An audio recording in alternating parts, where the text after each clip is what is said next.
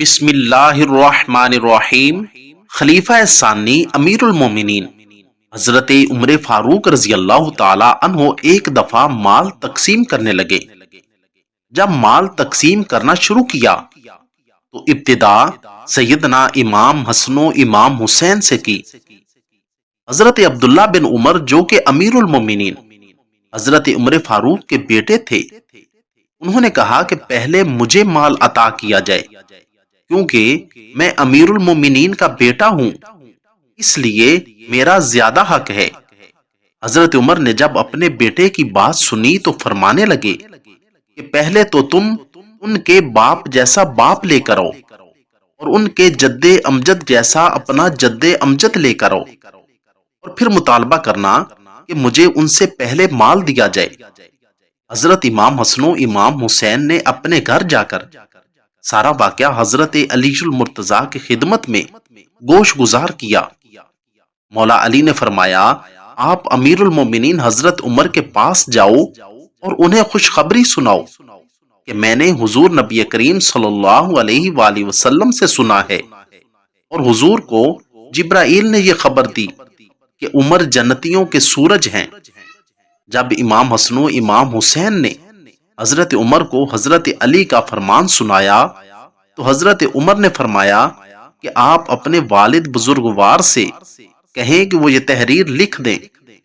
ایک روایت کے مطابق حضرت عمر نے جب یہ بات حضرات حسنین کریمین سے سنی تو کچھ صحابہ کرام کے ہمراہ حضرت علی کے گھر پہنچے اور فرمایا، اے علی، کیا آپ نے حضور سے ایسا سنا ہے؟ حضرت علی نے فرمایا، جی ہاں، میں نے ایسا ہی سنا ہے کہ عمر جنتیوں کے سورج ہیں۔ حضرت عمر نے فرمایا کہ آپ مجھے یہ تحریر لکھ دیں۔ لہٰذا حضرت علی نے حضرت عمر کو یہ تحریر لکھ دی، اور وہ تحریر یہ تحریر ہے علی بن ابی طالب کی جانب سے عمر بن خطاب کے لیے کہ حضور نبی کریم نے جبرائیل سے اور جبرائیل نے اللہ عز و جل کا پیغام پہنچایا ہے کہ عمر جنتیوں کا سورج ہے۔